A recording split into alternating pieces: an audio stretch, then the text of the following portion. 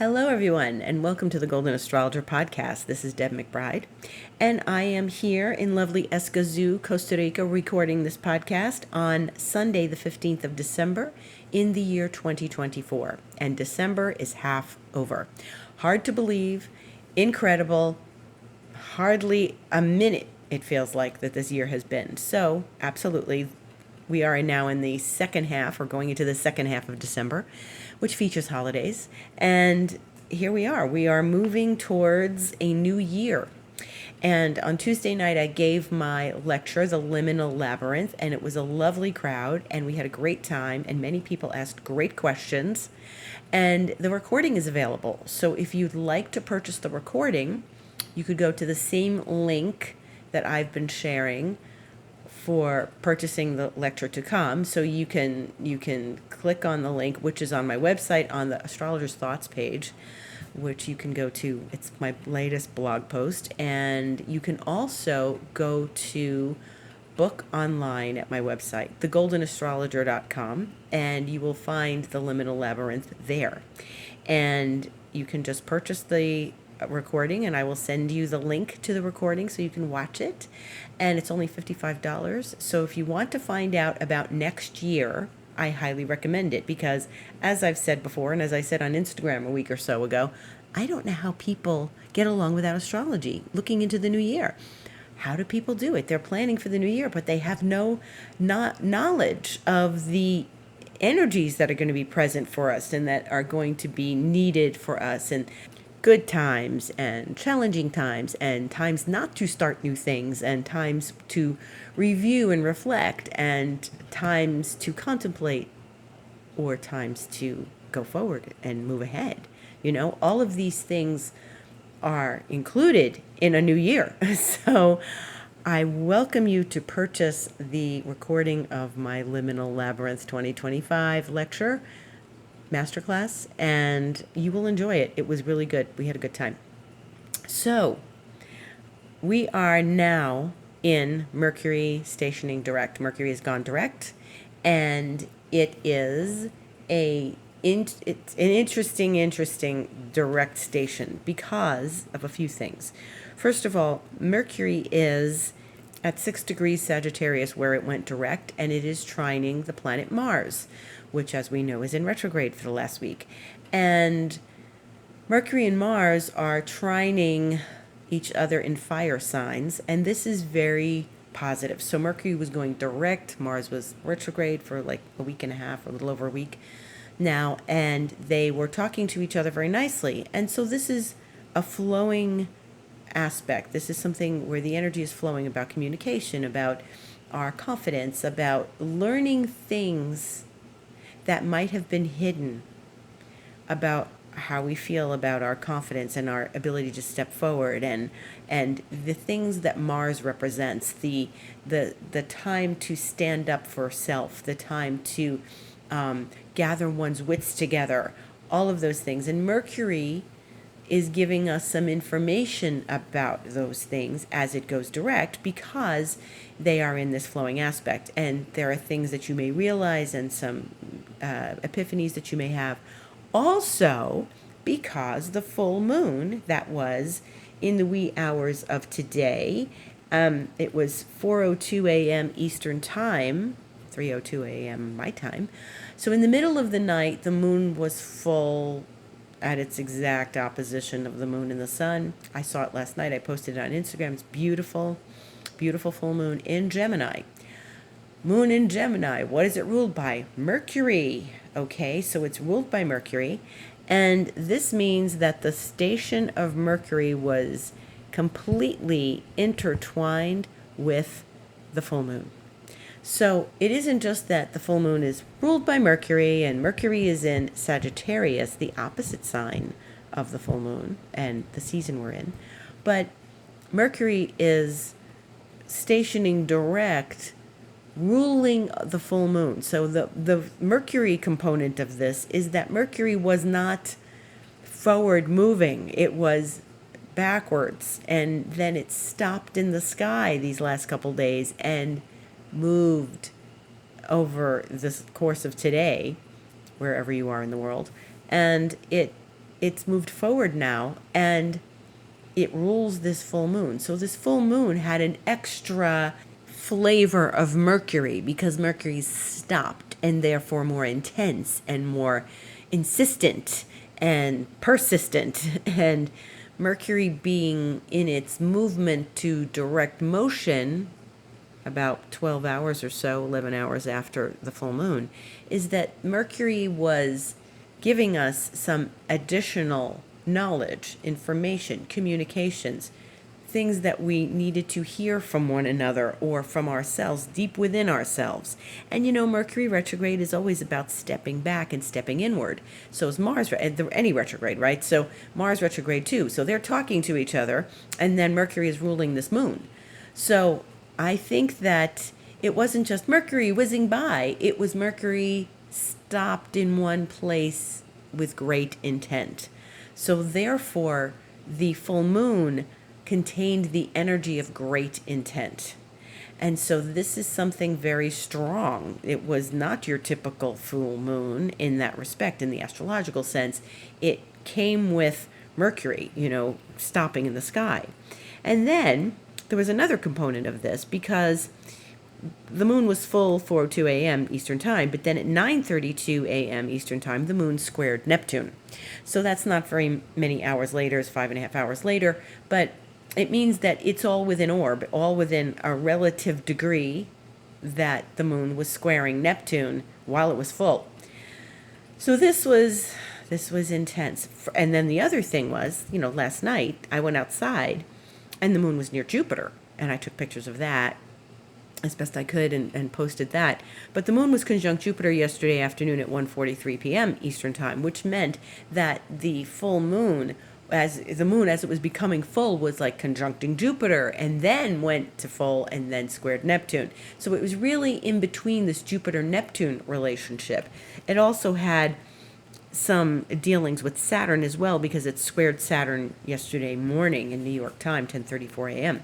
So this is very strong. This was a full moon that had lots of interactions with Saturn, Jupiter, and Neptune, all happening at within the same full moon period, okay?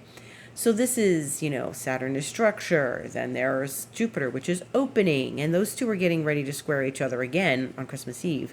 But then it moved to this square to Neptune. So that means that in this full moon, so we've got a Mercury stationing direct, which means, maybe information is coming forward that we didn't know. Maybe information is about to arrive in some form to us, communications, unblockages of energy, unblockages of information, and then something confusing as part of it because of Neptune. Because Neptune does throw in a certain amount of delusion, illusion, confusion, or deep creativity, but it's a square, so it's a challenge to the moon.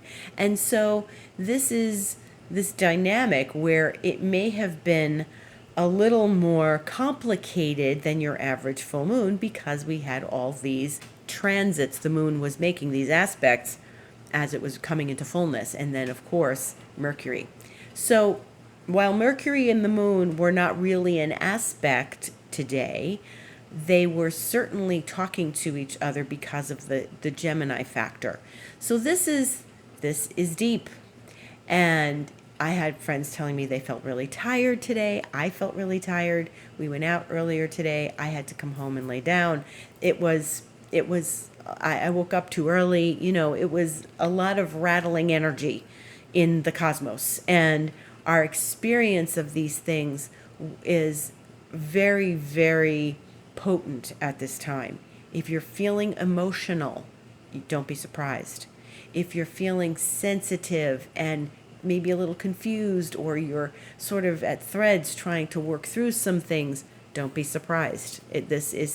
You are exactly where you should be, and just let it pass through you. Allow these emotions to come through. Don't resist them. Don't stop them, because when we resist them, our body feels it, and then we get sick, or we have headaches or something. We've got to let these things just pass through us, and if that means resting, sleeping, taking a hot bath, going for a walk, and just not resisting these feelings. And sometimes with Neptune, it defies language, which is complicated with a full moon in Gemini.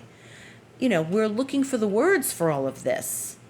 And with Mercury, stationing direct, we're looking for the words for all of this. And, I have a Gemini moon, so I know I can define and speak about what I'm feeling very easily. But when Neptune is thrown in there, it does complicate matters. It doesn't give you an exact, I feel like this. I'm angry, or we can't name it so easily. But it's okay. We don't need to name it. Gemini likes words. Gemini wants to name things. Gemini wants to explain, get the details. Mercury was not in his regular sense of self, shall we say. He was stationing, he was stopping, and he was turning direct. So yes, information comes forward, but we may just have a wash of feelings, and it's really important to pay attention to that and allow it. Because in our desire to speak the words or say the name of what we're feeling and define it and have words for it, we don't necessarily feel that we're clear enough to speak those words. We're not clear. Neptune has clouded the vision, clouded the feelings, clouded everything. And so in our desire to speak words, we're at a loss. So just let it pass. Let it pass. It's okay. It's okay if you can't define it. Not a great time to try to have a serious conversation with someone, okay? We've got Mercury's direct only a few hours, and now it's just really giving us some pause, And we have to let that pause be. We have to let that pause be. Because if we don't, we're going to, we're just going to get confused and, forget I said that. I didn't mean that. Just stay in a quiet state if you need to. That's the best advice for right now. If you have to do that, stay quiet. Then I really felt I want to go back to last week a bit, because that Mars retrograde was definitely, we already met once during Mars retrograde. And then there was this Mars retrograde getting an opposition from Venus the other day with Pluto. And so I definitely felt that. I definitely felt some very powerful emotions coming forward. Definitely felt some very powerful energies on Thursday when that happened. I felt it more, I think, on Wednesday. I was in a class and it was really intense, and we talked very deep things, and that it's a long story, but it's was very triggering but cleansing at the same time. So I definitely felt a cleansing happening as we had that Mars opposite Venus. Well, Venus was really the faster moving planet, and she came in with Pluto and touched Mars. So I think it was really a profound aspect on Thursday. And so I hope it was productive for you on some level, that you had some realization, that you had some epiphany, or that you were working through something that proved to be fruitful. And Venus is going to be busy again this week. She's going to trine Jupiter on the 19th, which is Thursday. So this Thursday we're getting another Venus aspect. And this time Venus is going to make a very lovely trine to Jupiter in air signs. So Venus is in Aquarius, Jupiter is midway through Gemini, and they are going to talk to one another very nicely at 9:11 p.m. on Thursday. And that's Eastern time, and that is a great expression of Christmas spirit, holiday spirit, Hanukkah spirit, any time of joy and generosity during that time. So this is it. That energy is always there at this time of year anyway, but it just happens to be this year we're getting a good dose of Venus and Jupiter, and it just makes things a lot more lovely, generosity. Be careful, again, as I say, with the overindulgence. Don't go wild with your Christmas shopping. Don't buy expensive gifts. be careful about what you're doing. And the drinking, the holiday drinking, watch the rompope. No more rompope incidents. So be careful, there's dark and light and everything, so that we can enjoy this and reach out to friends and talk and spend time and visit and connect, but not overdo it. And that's the most important thing. Especially since the day before, Wednesday, the 18th, the sun is going to be squaring Neptune. And that's a challenge because remember, the full moon, sun opposite moon, the moon squared Neptune right away. That means the sun is squaring Neptune as well. But it's just going to take a few more days for the sun to get there because it moves more slowly than the moon does. So sun and Neptune is, again, it's that challenge of what's not clear, what's not distinct, what's not ready or available to be seen, what is like more hidden and behind a veil.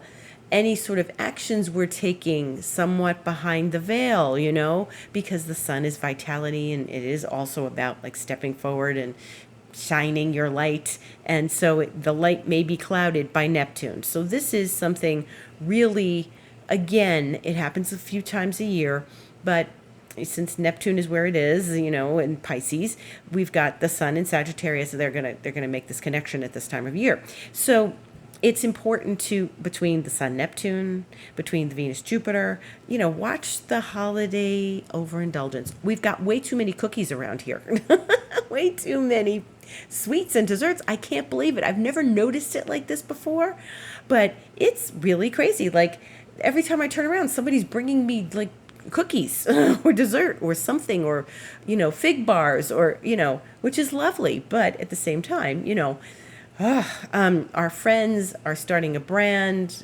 here of homemade things. They're taking some of my kefir grains and they're going to make their own kefir, which is great. And they are also like making their own cookies sweetened only with maple syrup, which is very lovely. And they are at a Christmas fair yesterday, and I went over there and it was like, oh my God, so many treats, so much. And then another friend was there and she was, making crepe because she's French, and she had these different compotes that she made to put on the crepe. And whoa. So I was at the farmer's market and I'm like, I got to get out of here. I was at the farmer's market and it was only up the street from there. So I just bought a couple things, went up to see them before I had too many things that I couldn't tug my way up there, bring up there. And I said, okay, good excuse. Got to get out of here. Don't want any more cookies. Don't want any more sweets. No more sugar. Thank you. No, I'm going back to the vegetables. So, yeah, it's already in the air. Venus, Jupiter, shopping, spending, eating, sugar. There it is. So, and with that Sun Neptune, you could be really... Sun Neptune, we could get blindsided by something as well. We could get blindsided by something where we're putting our energy out there and it's like, wow, I didn't think that was going to happen. Hey, what was that? And that's a dose of Neptune. So be careful in your dealings with people. Be astute and aware. Use your intuition, because intuition can be really high with Neptune. And that's how we want to use it, for intuitive things, Also creative. Jupiter and Venus are definitely creative when they're together. And then the Sun Neptune, this is a deep creative spirit energy. So that's something really positive. And if you are summoned to get creative this holiday season, well, then that's great. That's an incredible thing. Maybe you'll make gifts for people for the holidays, Then we are moving into another time period, which we're not going to have till next week on the 24th. But what's going to happen is we're going into that Jupiter Saturn square again. And the last one was August 19th. So this is a 3-part story. And I spoke about it back in August, that this was going to be the first one. And now we're at the second one. Now, the third one doesn't occur till well into next year, and interestingly enough, it's when both planets have changed signs. So we've got quite a while yet. I think it might even be 6 months before they square again. But this is very interesting because they're taking about 10 months to play out this 3-part story. And so the first part was, like I said, in August, and now we're reaching part 2. And this is, Jupiter in Gemini, and Saturn in Pisces. Now, Jupiter is still retrograde, and it won't go direct for a while. Saturn went direct a few weeks ago, and so we're in this place where they are meeting up in the challenge of a square again, and we are looking at reflections to back in 2020, because 2020 was when they made their conjunction. This in astrology is known as the Great Conjunction, and the two of them were at 0 degrees Aquarius. Okay? Now, very important, they are making the first square to each other. So that means, Saturn moved along from Aquarius to Pisces. Saturn's a slower moving planet. And Jupiter came in and is making the challenge, because it's the faster moving planet. And they are talking to one another in this dynamic of expansion and contraction, because that's who they are. So remember December 2020. This was the end of the year.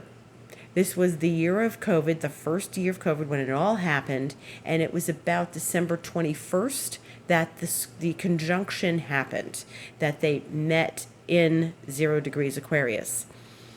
Lots of interesting details here, right? Remember 0 degrees Aquarius. So the two of them, when they meet, it's only once every 20 years. So the last time was the year 2000, and it was in late Taurus. And this time, when they met 4 years ago, which is hard to believe it was 4 years ago, they were really in this new place together, because both of them, Saturn had visited Aquarius earlier that year, but then retrograde, and they had been spending a lot of time with Pluto at the end of Capricorn, and this is where the whole COVID signature was astrologically, the Jupiter, Saturn, Pluto.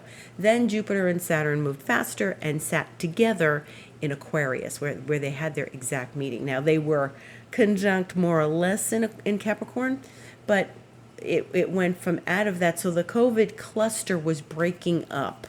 It wasn't that stiff cluster of planets anymore. And then that were challenged by Mars the second half of 2020. This is now, we're reflecting where we are, where we've been, what have we done, what's happened since then, what have we achieved, what have we accomplished, what have we learned, because Saturn's always about lessons, and how are they relating to what we learned back in 2020? A lot was going on then for everybody. Think back to what was happening at the end of the year when you were, winding down that first crazy year of COVID. We still had 2021 to get through, but 0 degrees Aquarius was important because it was the foreshadowing of things to come, which is Pluto. Now, Pluto is at 0 degrees Aquarius as we speak. It's only been there for a few weeks. It's re-entered Aquarius, as you know, as I've said ad infinitum, and is going to be there for a while. We're moving into, real territory of Aquarius now for the next 20 years. No more shifts back into Capricorn. But this is a hot point, okay? A hot point, because when Jupiter and Saturn meet at one place, it sort of reverberates for the next few years. This is the Great Conjunction. This is a powerful, profound place where they have met and made their mark.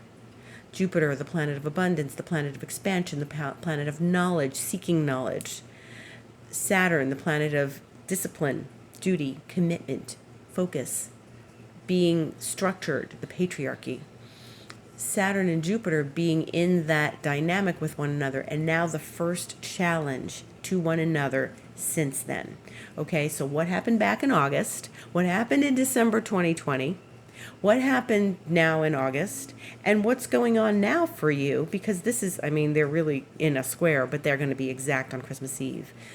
So this is where we are trying to expand, but maybe need to learn some things first before we can actually make that expansion.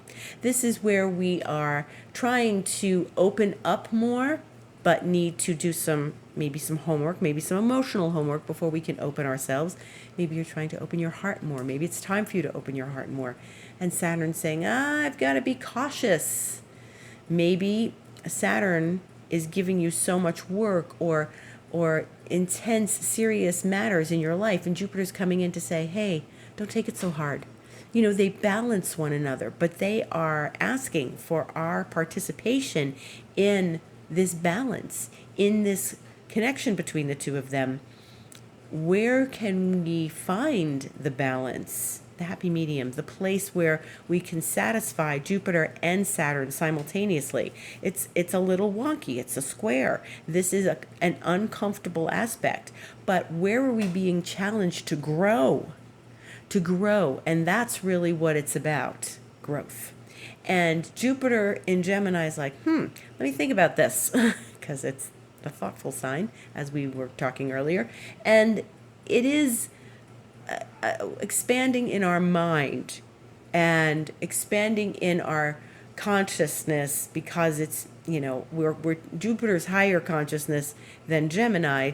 It's not everyday thoughts necessarily. It's getting bigger and bigger and bigger in our consciousness, in our thoughts, having bigger ideas, a brighter idea, an opening in our mindset, changing mindset, shifting mindset, opening to a bigger mindset. And Saturn is saying, oh my God, I can't do this. It's arduous. This is too much. This is too hard. No, I can't.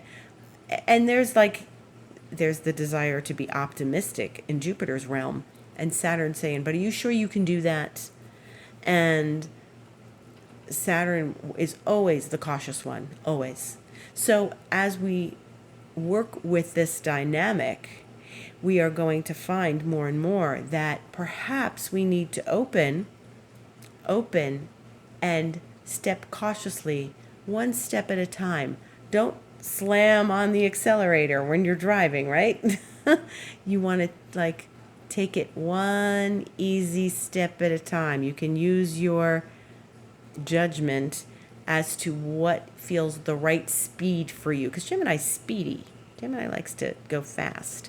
That's why I use the car metaphor. Gemini likes to drive around and go really fast, like Aries, And Saturn is saying, you don't have to do that. You can take it one step at a time as you expand your awareness, expand your mind, expand what you think you are capable of. And, our ability to hold energy is being tested right now. So when we expand, when we want to expand, and I want a bigger house, I want a second house, I want a summer home, I want, just that metaphor, okay? You want a second home, you want a summer home.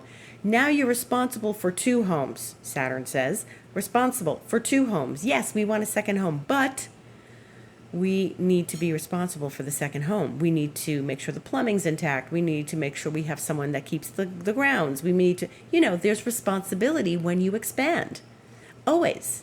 And so when we expand our ability to hold energy, we are becoming wider and wider, but Saturn is then there to tell us when we've had enough and we need to step back. And Saturn is there to tell us when we have to restructure things a little bit, or maybe do some homework in order to get ourselves to a place where we can hold the energy more.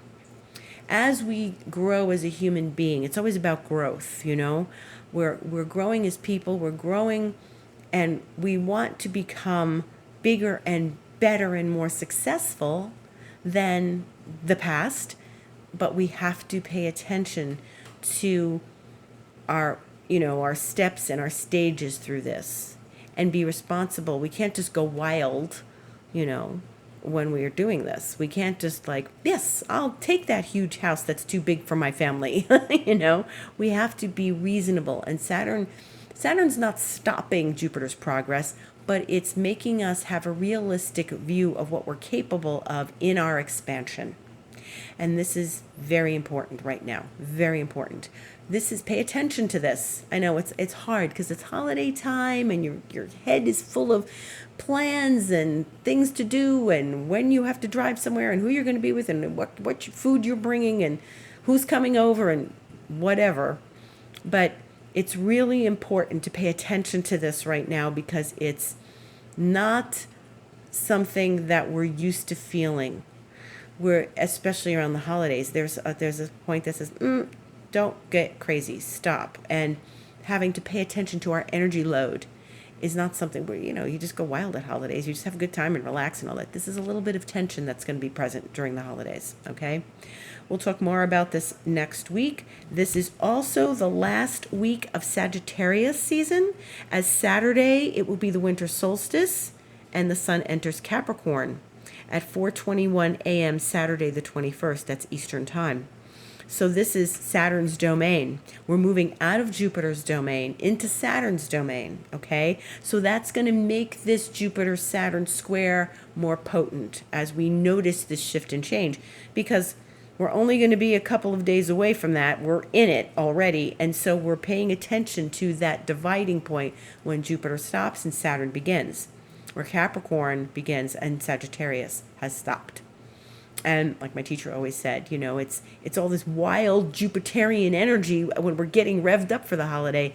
And then the holidays come, and this is when people get sad, depressed, missing their family, etc. Because suddenly there's this blanket of Saturn on everything. It's not this Jupiter right into the Christmas season. It's Saturn before Christmas. So it's the ancient pagan feast of Saturnalia. So that is part of the winter solstice celebration. So we will be back the day after the winter solstice celebration on Sunday the 22nd on this podcast. In the meantime, please follow me on Instagram, The Golden Astrologer. Please book a session for yourself for the new year, to look ahead at the new year. thegoldenastrologer.com, book online. You can also buy gifts. This is a great gift. You can buy someone a card reading. They have 3 choices of card readings: tarot, archetype, or alchemy. I love the alchemy cards. And you can get them an astrology session or a Reiki session. It's really lovely to get a Reiki session. We clear up old patterns. We clear out the energy, clear it up to go into the new year, even though we're carrying a Mars retrograde with us. So for sure, we've got lots of gift ideas for you at thegoldenastrologer.com. So please check it out. And if you are interested in starting the new year with mentoring, you can join me in expansion mentoring, which is perfect for the Saturn Jupiter that we're experiencing, right? So if you want more information about mentoring, which can go for 3 months, 6 months, or 12 months, I welcome you to my mentoring world. And if you purchase mentoring in the month of December, you get a free astrology session from me, okay? So take that into consideration as you consider your mentoring needs as we move forward towards 2025. Thank you for listening. Gratitude always for each and every one of you, for finding me, for listening, for staying with me, and for joining me every week. And blessings and love to everyone as we go to the winter solstice. And I look forward to speaking to you next week.